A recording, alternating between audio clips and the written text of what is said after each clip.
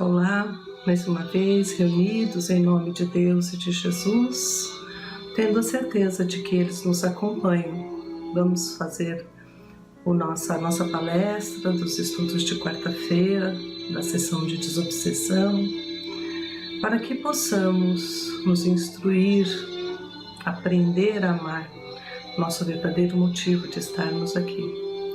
Pedindo a Deus e a Jesus o amparo e o auxílio a todos esses que sofrem, que eles possam amenizar essa dor de cada um pela misericórdia do Pai, que esses enviados, esses mensageiros sublimes do amparo e do auxílio alcancem todos os lares, todas as famílias e nós mesmos, a nossa casa. Ajuda, Jesus, todos os nossos familiares, todos aqueles que convivem conosco, ampara cada um de nós. Pai nosso que estais nos céus, santificado seja o vosso nome. Venha a nós o vosso reino, seja feita a vossa vontade, assim na terra como no céu. O pão nosso de cada dia nos dai hoje. Perdoai as nossas dívidas, assim como nós estamos tentando perdoar aqueles a quem achamos serem os nossos devedores. Não nos deixeis cair em tentação e livra-nos, Senhor, de todo o mal. Que assim seja, graças a Deus e graças a Jesus. Convidando todos esses espíritos para a nossa palestra e que os nossos corações estejam abertos a esse entendimento, a essa compreensão, a essa instrução que será passada. Ajuda, Jesus, a todos nós para que possamos praticar todos esses conhecimentos. Que o Pai da Vida nos abençoe. Vamos aqui do livro Desobsessão, por André Luiz, psicografado pelo Chico, né? Nós estamos no último capítulo, pessoal, formação de outras equipes, o capítulo 73, vamos lá. O conjunto de colaboradores da desobsessão, por força do trabalho realizado, costuma dilatar-se em número gradativamente, mas não se admitirá integrantes novos sem que esses integrantes demonstrem a preparação natural a ser adquirida nas reuniões públicas de doutrina espírita. Baseado em O Livro dos Médiuns, no item 332, vocês devem ler, né? Ultrapassada a cota de 14 partícipes do conjunto, o diretor da casa auxiliará os companheiros excedentes na formação de nova equipe que temporariamente pode agir e servir sob a orientação do agrupamento em que nasceu. Ele fala que aqueles grupos já que vêm com frequência, né? Um ou outro que ultrapasse 14 componentes, porque ali necessitou do auxílio imediato para a sessão de desobsessão, mas que depois não mantém uma frequência. O dirigente da sessão, né, sempre repara se a turma está ficando frequentemente com maior número, né, e aí providencia então com o tempo, né, à medida que eles vão tendo esse preparo natural, formação de outras equipes. O círculo novo contará desse modo com instruções sadias para consolidar-se à maneira de aparelho consciente, cujas peças se ajustarão ao lugar próprio, esparzindo frutos de fraternidade e esclarecimento no amparo efetivo aos que sofrem, porquanto o rendimento do serviço lhes é, em tudo, o fator básico. A obra redentora da desobsessão continuará dessa forma, providenciando garantida pelos corações decididos a trabalhar pelos companheiros mentalmente tombados em perturbação e conflitos, depois da morte, e pelos que na terra mesmo padecem aflitivos processos de obsessão oculta ou declarada, para a supressão dos quais só o amor e a paciência dispõem de fortaleza e compreensão suficiente para sustentar a tarefa libertadora até o fim. Então veja que no trabalho de desobsessão, André Luiz recomenda aqui, né? Ele fala só o amor e a paciência dispõe de fortaleza e compreensão suficiente para sustentar essa tarefa até o final, né? Isso porque a obsessão é flagelo geminado com a ignorância, e se apenas a escola consegue dissipar as sombras da ignorância, somente a desobsessão poderá remover as trevas do espírito. Então a sessão de desobsessão é para todos, né, que se encontram em desequilíbrio, em conflitos, todos aqueles, ele fala aqui, tombados na perturbação e nos conflitos, quem hoje não está, não é? Mas, claro que para participar dessa sessão, desse trabalho de desobsessão, tem que ser passado numa orientação, um atendimento fraterno, né, ser encaminhado, porque necessita do mínimo para ter o amparo, né, no mínimo do conhecimento espírita, para depois ser encaminhado para essa sessão. E nós temos aqui, que eu peguei do Livro dos Espíritos, da conclusão do Livro dos Espíritos, o item 4, é muito importante ele, eu gosto muito desse item, e que ele fala que o progresso da humanidade tem o seu princípio na lei da justiça, do amor e da caridade. Corresponde ao que André Luiz estava falando, né? O amor, a paciência, a compreensão. Então veja lá, o progresso da humanidade tem seu princípio na aplicação da lei da justiça, do amor e da caridade. É o item 4 da conclusão, na parte de conclusão do Livro dos Espíritos. Vamos ler para entender, né? O progresso da humanidade tem seu princípio na aplicação da lei da justiça e do amor da caridade. Essa lei está fundada sobre a certeza do futuro, ou seja, a lei do progresso, né? Tirai essa certeza e tirareis a sua pedra fundamental. Dessa lei derivam todas as outras, porque ela encerra todas as condições de felicidade do homem. E só ela pode curar as chagas da sociedade. Pela comparação das épocas e dos povos, quanto à sua condição melhora à medida de que essa lei é melhor compreendida e praticada. Então, quando a gente pratica a lei da justiça, do amor e da caridade, a gente vai conseguindo, né, a evolução nossa e de toda a humanidade, de todos os povos, porque o trabalho é de formiguinha, é de cada um, e um vai passando para o outro através do seu exemplo, através dos seus ensinamentos da prática, e assim nós vamos contaminando, vamos dizer assim, no bem, né, aos outros que estão à nossa volta, para também fazerem o mesmo. Se uma aplicação parcial e incompleta produz um bem real, que será, pois, quando ela fizer dela a base de todas as suas instituições sociais? Isso é possível? Sim, porque uma vez que deu 10 passos, pode dar 20, e assim por diante. Por isso que eles falam que é trabalho íntimo, né, pessoal, de formiguinha, degrau a degrau, mas se a gente consegue um passo, depois vamos para o segundo e assim por diante. Eles falam que se eu conseguir dar 10 passos à frente, eu vou conseguir 20, né? Pode-se, portanto, julgar o futuro pelo passado. Já vimos se apagarem, pouco a pouco, as antipatias de povo a povo. As barreiras que os separam diminuem diante da civilização. Eles se estendem as mãos de uma a outra extremidade do mundo. Uma maior justiça preside as leis internacionais. As guerras tornam-se mais e mais raras e não exclui o sentimento de humanidade mesmo dentro das guerras, né?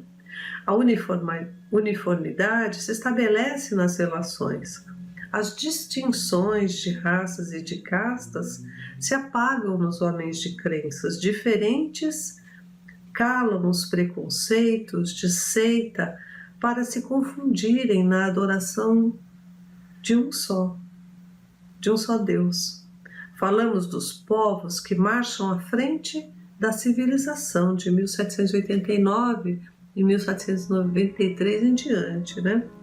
Sob esse aspecto, se está ainda longe da perfeição, e há muitas velhas ruínas para se abater até aqueles que tenham desaparecido, os últimos vestígios da barbárie. Mas essas ruínas poderão se opor a uma força irresistível do progresso, essa força viva que é em si mesma uma lei da natureza? Se a geração presente é mais avançada do que a geração passada, porque a que nos sucederá não será mais do que a nossa. A gente acha que a nossa é a melhor geração, né? Mas temos muito ainda a progredir. E essa nova geração que vem, com certeza, né? Já estamos percebendo que é melhor e o planeta vai sim, né? Mesmo que alguns não queiram, não estejam se esforçando, ele vai se elevar a um planeta de regeneração. Pena que daqueles que não acompanham o progresso, que não estão buscando, né, esses conhecimentos para se tornarem participantes desse mundo de regeneração. Então ele fala aqui, o progresso virá, essa mudança virá. Ela o será pela força das coisas. Primeiro, porque com as gerações desaparecem cada dia alguns defensores dos velhos abusos. E assim a sociedade se forma, pouco a pouco, de elementos novos, despojados dos velhos preconceitos. Em segundo lugar, porque o homem, querendo progresso, estuda os obstáculos e se aplica em destruí-los. Por que o homem deseja o progresso? Porque a gente quer ser feliz, né? Não queremos esse planeta do jeito que está, a nossa casa, a nossa vida, com tantas coisas ainda que fazemos de modo imperfeito, né? De modo a lutar contra as nossas tendências. Nós queremos paz, queremos amor, queremos justiça, queremos fazer o bem, amar o próximo, amar a Deus. Então essa felicidade, esse roteiro, esse caminho não se faz sem lutas, mas nós podemos melhorar muito desde já. Nosso exemplo, a nossa atitude pode mudar tudo isso, né? Então ele fala aqui, o homem querendo progresso estuda os obstáculos, estuda suas tendências para mudá-la, né? E se aplica em destruí-los, quer dizer, modificar, fazer essa reforma íntima, né? Ajudar onde for possível. Desde que o movimento progressivo é incontestável, o progresso futuro não deveria ser duvidoso. O homem que quer ser feliz, e isto está na sua natureza. O homem quer ser feliz, isto está na sua natureza. Ora, ele não procura o progresso senão para aumentar a soma da sua felicidade. Sem o que o progresso não teria objetivo, né? Se eu não vou alcançar nenhuma melhoria, para que eu vou me esforçar, né? Onde estaria o progresso para ele se esse progresso não devesse melhorar a sua posição? Mas quando tiver a soma de prazeres que pode dar o progresso intelectual, ele se aperceberá que não tem a felicidade completa, que é o que nós vemos na nossa geração, né? Nós temos uma grande massa intelectualmente avançada, mas ainda muita gente sem se considerar feliz, porque falta o quê? Né? Falta o progresso moral. Ele fala aqui, olha, quando tiver a soma de prazeres que pode dar o progresso intelectual, ele se aperceberá que não tem a felicidade completa, reconhecerá que essa felicidade é impossível sem a segurança das relações sociais, que não encontrará senão no progresso moral. Portanto, pela força das coisas, ele próprio encaminhará o progresso para esse caminho e o Espiritismo lhe oferecerá a mais poderosa alavanca para atingir esse objetivo. O Espiritismo, o cristianismo, né? Porque Jesus já falava, felicidade vamos encontrar mais facilmente quando ajudamos o outro, quando amamos o outro, né? Então, com certeza, nós estávamos num caminho de solidão, todo mundo sozinho em seus quartos, em sua televisão, ou então todo mundo querendo, né, mais sossego, se isolar, e a relação social dita o contrário, né? Para ser social, que é de sociedade, vem de sociedade, nós precisamos ficar juntos. Quantas pessoas não perceberam agora na pandemia como é bom estar com a família, todo mundo junto, misturado, todo mundo aglomerado, né? Que hoje estamos proibidos por uma doença, até para aprender, eu acho, esse aprendizado, né? De que a gente não estava valorizando a família, não estava valorizando os abraços, os encontros. Quanta coisa nós podemos ter nesse aprendizado atual, né? E aqui eu trouxe do Evangelho segundo o Espiritismo, para a gente encerrar, Instruções dos Espíritos, a Nova Era, um espírito israelita, Mulhouse, 1861, é do capítulo 1, Não Vim Destruir a Lei. E o item que eu peguei é o 9, né? Olha, Deus é único e Moisés, o Espírito que Deus enviou com a missão de fazê-lo conhecer, não somente pelos povos hebreus, mas também pelos povos pagãos. O povo hebreu foi instrumento que Deus se fez e se serviu para fazer a sua revelação através de Moisés e dos profetas. E as dificuldades da vida desse povo foram feitas para chocar os homens e arrancar-lhes dos olhos o véu que lhes ocultava a divindade. Os mandamentos de Deus, dados por Moisés, trazem esse germe da mais ampla e moral, da mais ampla moral cristã.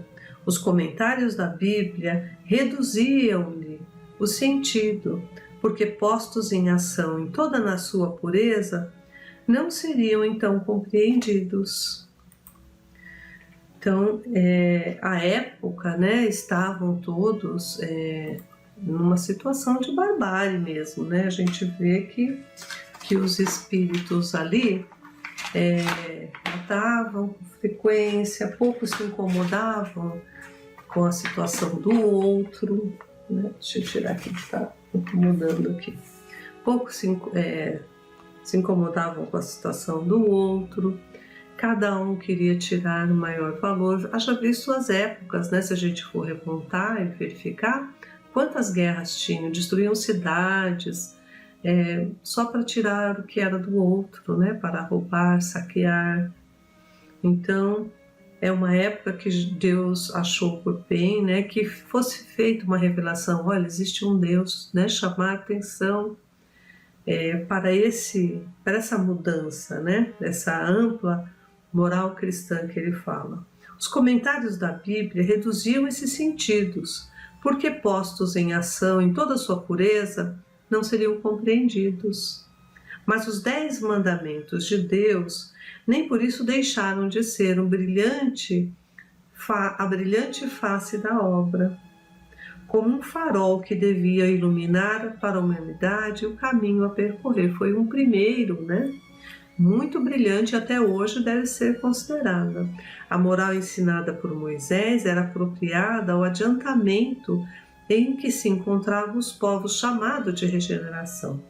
Esses povos semi-selvagens, quanto ao seu aperfeiçoamento espiritual, não teriam compreendido a adoração de Deus sem holocausto e sacrifícios. Era necessário para chamar a atenção deles, né? Porque eles não achavam que podiam entregar uma prece, ainda era muito sutil só fazer uma prece, direcionar o pensamento a Deus, né? Era necessário holocausto e sacrifício para chamar a atenção. Nem que se pudesse perdoar um inimigo, eles não consideravam isso, né? Sua inteligência notável no tocante às coisas materiais e mesmo em relação às artes e às ciências, já eram desenvolvidas nessa época, né?